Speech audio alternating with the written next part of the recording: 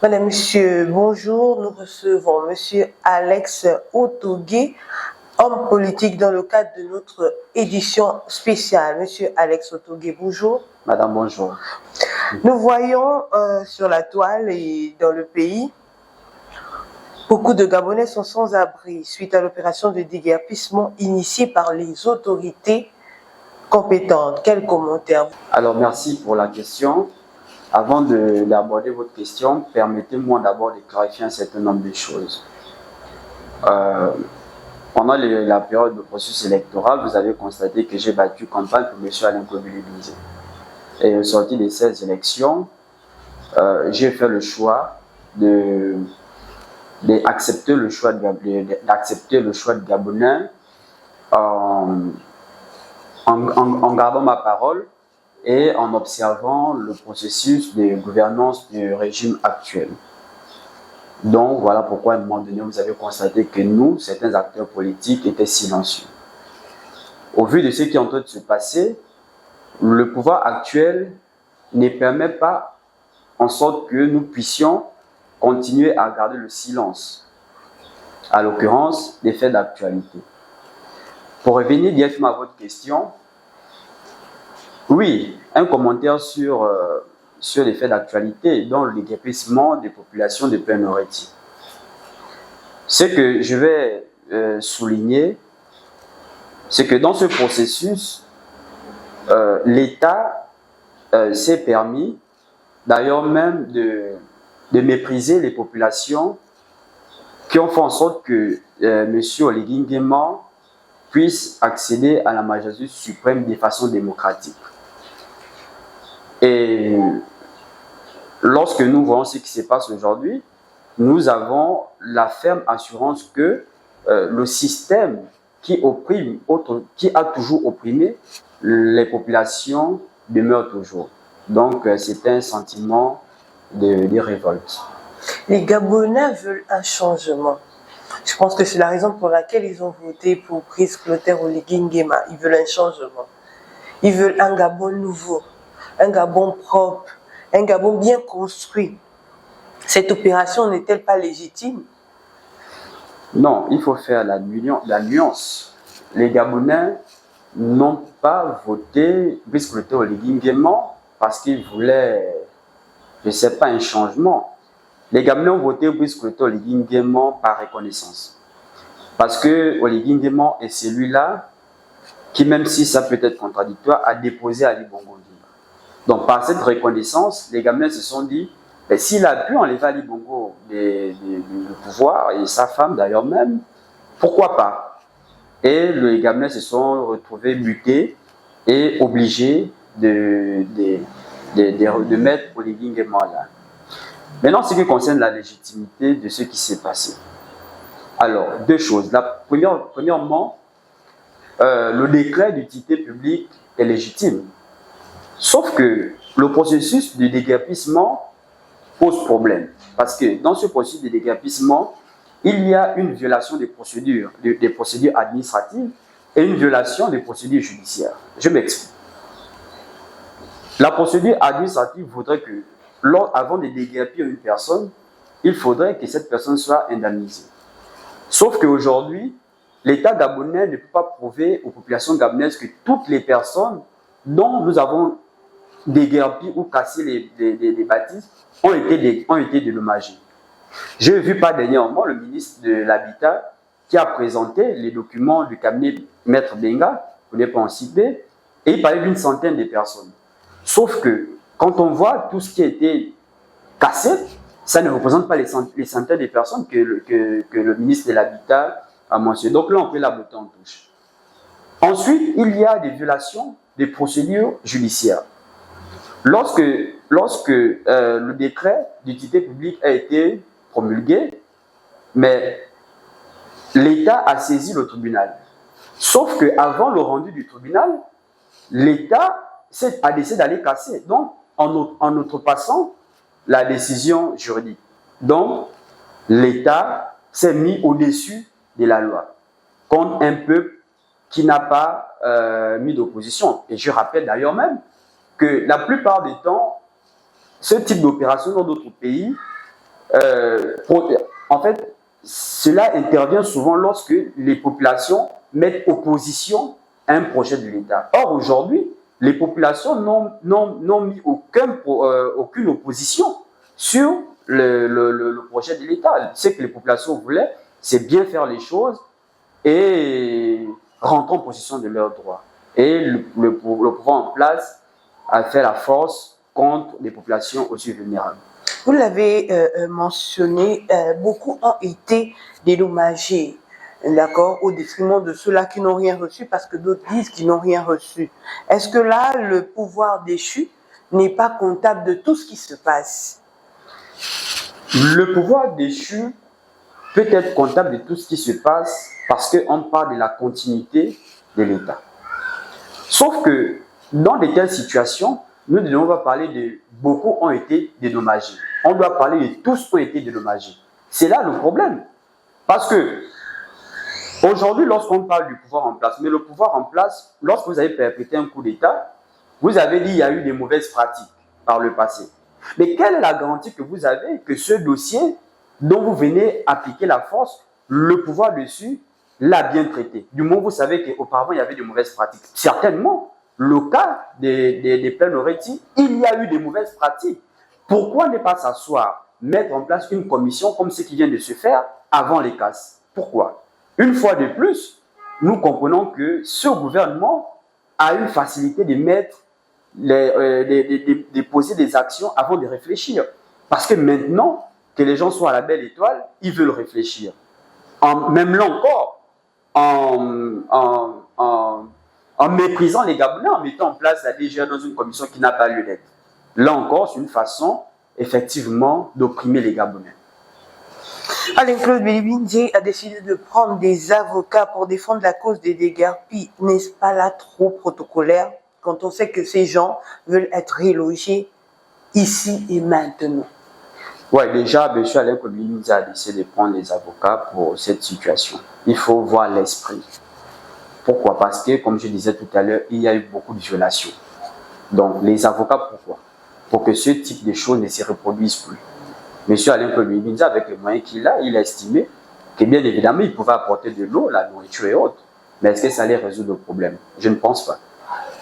Donc, en mettant les avocats à leur disponibilité, ça permettrait que les gens aillent se plaindre et que l'État, dorénavant, se rende compte qu'ils ont affaire aux compatriotes qui connaissent leurs droits et qui est capable de leur poursuivre. Parce que cet État n'a pas la force contre les plus forts. J'en ai pour preuve.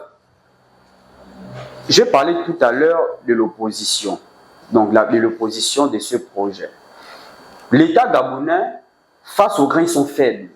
Nous avons vu face au président angolais, il a cédé aux tentations pour libérer Noureddine et la femme d'Ali Bongo, en fait qu'ils aillent ailleurs. Nous avons vu l'État gabonais perdre un procès aussi important contre la Guinée équatoriale. Tout cela démontre que cet État a une facilité de monter les muscles aux plus faibles et une façon de se taire lorsqu'il s'agit de parler des vrais sujets. Je crois que ce gouvernement-là, certaines menus n'ont rien à faire dans les bureaux, voilà pourquoi ils prennent de telles mesures, mais qu'ils essayent de voir un peu plus parce qu'il y a beaucoup à faire. Pourquoi Alain-Claude Bilibindié ne logerait pas certains?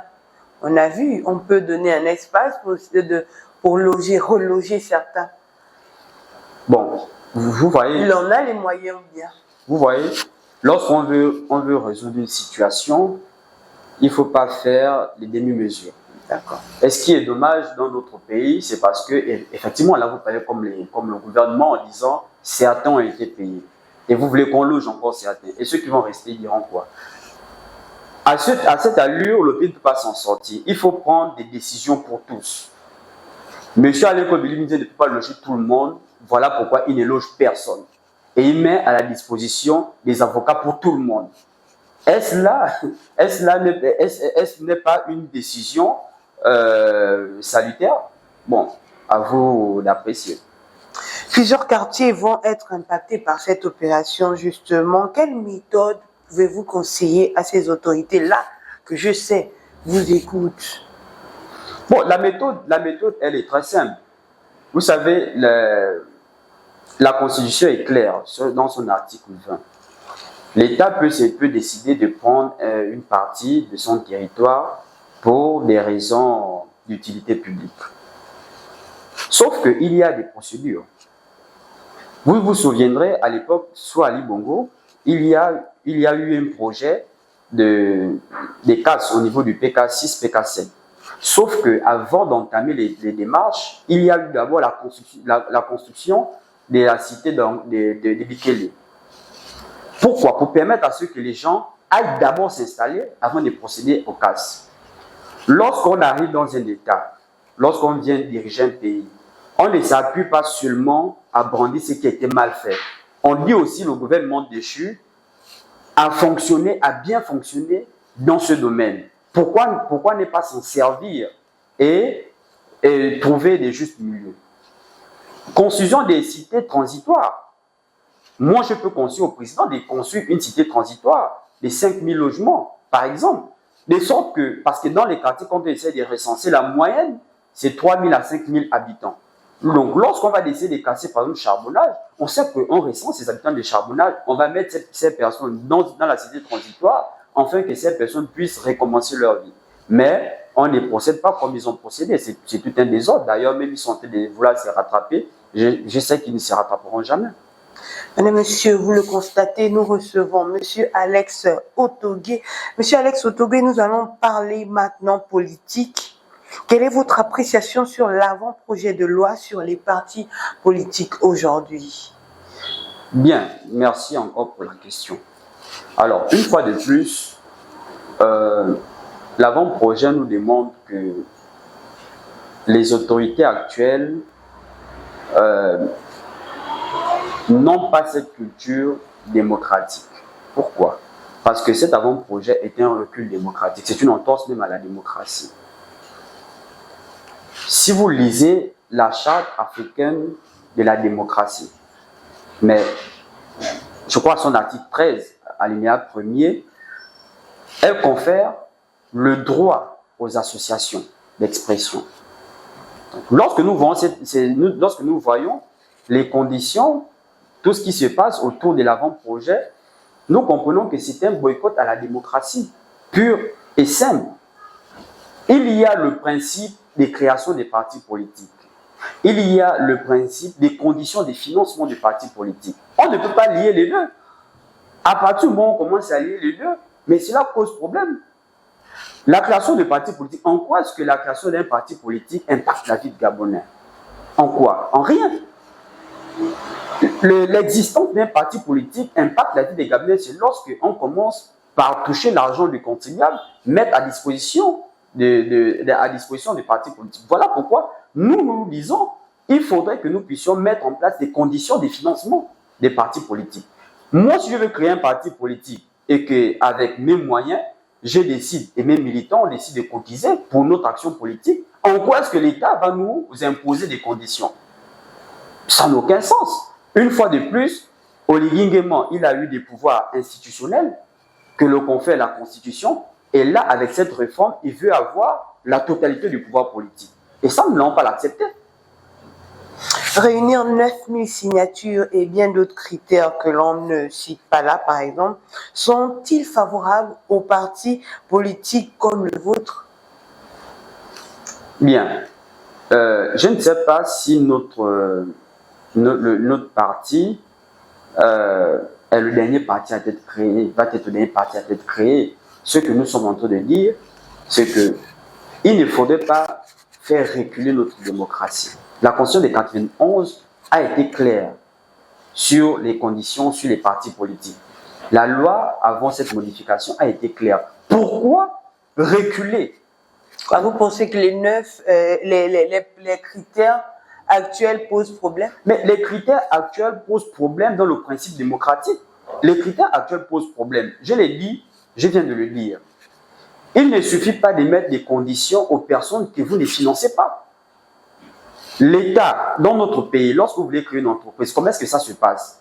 Vous partez à l'NPI, vous fournissez le document, on vous donne votre fiche circuit, vous avez votre entreprise. Est-ce qu'on vous demande le nombre des employés que vous avez, le nombre de clients que vous avez? On ne vous le demande pas. Mais c'est à partir du moment où vous procédez à un appel d'offres que l'État va vous dire, vu que vous allez gérer l'argent public, remplissait un certain nombre de critères. Pourquoi ne pas procéder de la sorte au sein des partis politiques? Et pourquoi faire croire aux Gabonais que le mal de ce pays, ce sont les partis politiques? Pourquoi? Pourquoi? Moi, je crois qu'une fois de plus, ce gouvernement est imprudent. Monsieur Alex Otogué, nous avons vu le président récemment inviter les Gabonais à une assemblée générale le 28 juin prochain, certainement pour lancer son parti. Peut-être avoir votre avis, votre appréciation. Oui, je vais donner mon appréciation en tant qu'acteur politique.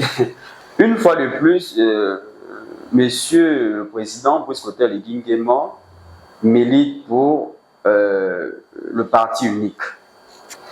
Vous voyez, voilà une personne qui a suscité la demande des partis politiques pour sa campagne et par la suite met les conditions en place pour mater ces partis politiques. Et c'est très dangereux.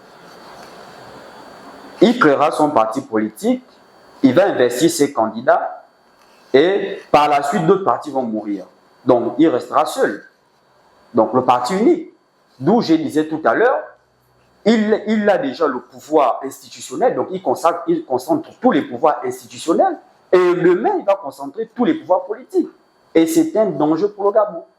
Cette méthode pose problème non seulement pour notre démocratie et pour le bien-vivre des Gabonais. Ce n'est pas du tout raisonnable. À la place des autres partis politiques qui ont soutenu le président de la République lors de sa campagne électorale, qu'est-ce que vous auriez fait? Vous seriez derrière lui? Je vous pose cette question parce que je sais que vous n'étiez pas derrière lui. Aujourd'hui, il lance le parti. Vous allez le soutenir? Si vous étiez à la place de ces partis. Déjà, ce que vous devez savoir, c'est que voilà le danger de soutenir une personne qui n'a pas de projet au préalable. Donc les partis politiques se sont empressés d'aller soutenir Oligui Nguema sans projet au préalable et sans discussion d'avenir. Voilà pourquoi Oligui Nguema peut se permettre de faire ce qu'il veut, parce qu'il n'y a pas eu des assises au départ, donc les conditions de soutien autres. Ce qui fait qu'aujourd'hui, eux, ils se trouvent butés.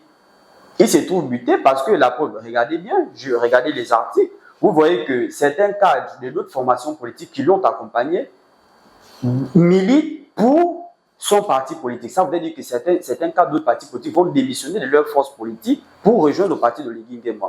Bon, à partir de ce moment, les leaders de ces partis politiques, comment est-ce qu'ils perçoivent les choses? Je crois que, au préalable, je l'avais déjà dit dans une émission, il faut d'abord s'asseoir, dire comment est-ce qu'on soutient la personne et quelles sont les conséquences après l'élection. Bon, si tout cela n'a pas été fait, on s'est retrouvé dans une force de mini-mélo où on a à dire à ce moment des bâtisseurs après le scandale qui s'est passé là-bas, on décide de créer un nouveau parti politique, mais nous on a eu raison très tôt. Malheureusement, je crois qu'ils ont le courage de venir nous dire que oui, effectivement, on a eu raison. On va vous laisser l'amabilité de conclure. Nous sommes arrivés au terme de cette édition spéciale. Alors, bien, merci beaucoup encore de m'avoir invité. Et cette conclusion va être une conclusion franche. Je crois que dans l'esprit de Monsieur le Président, c'est la main qui donne et la main qui demande est toujours en bas. Mais je tiens à rappeler à Monsieur le Président qu'il n'y a pas assez de temps, il a demandé le suffrage des Gabonais. Les Gabonais ne l'ont pas vu comme une personne qui devrait être en bas. Les Gabonais l'ont vu comme un compatriote, un fils qui a proclamé une liberté, et les Gabonais ont décidé de l'accompagner.